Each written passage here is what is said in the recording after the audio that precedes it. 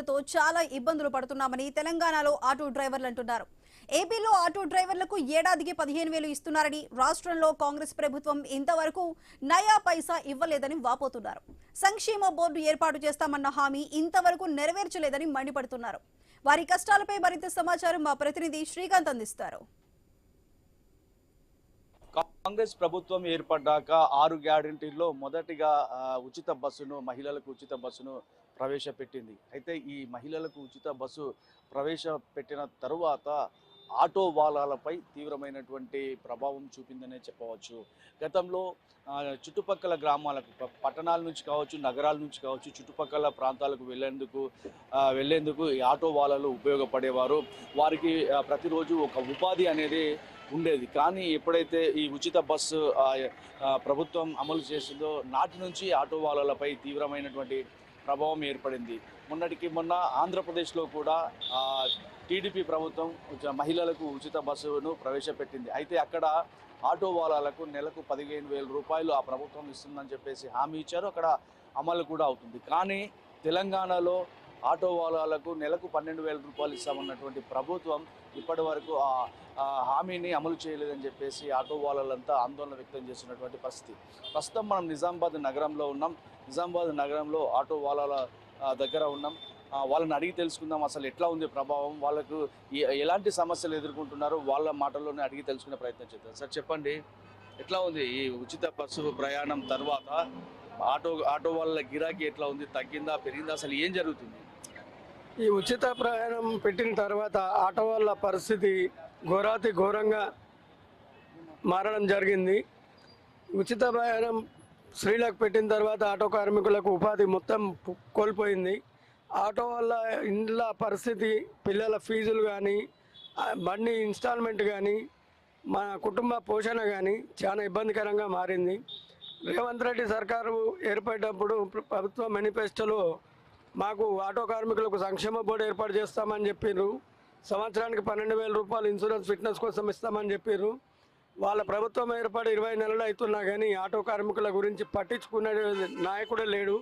పొన్నం ప్రభాకర్ గారు మన రాష్ట్ర నాయకులతో మాట్లాడి మీకు ఇస్తాం అమలు చేస్తామని చెప్పడమే కానీ ఏమి కూడా చేయట్లేదు. ఇప్పటి వరకు రాష్ట్ర వ్యాప్తంగా 100 మంది ఆటో కార్మికులు ఆత్మహత్యలు చేసుకోవడం జరిగింది. అయినా కానీ ప్రభుత్వంలో చలనం లేదు.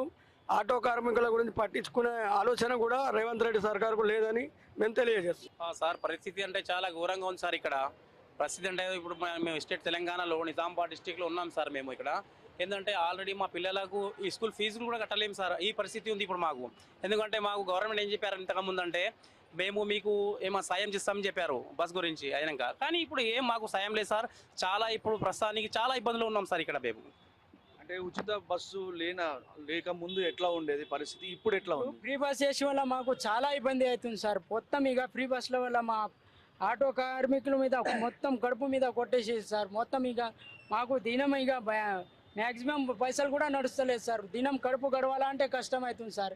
ఈ ఫ్రీ బస్ వల్ల అందరూ లేడీస్ ఇక అందరు కానీ మొత్తం కానీ ఇక ఆటో కార్మికులు మొత్తం కాలు పని చేసింది సార్.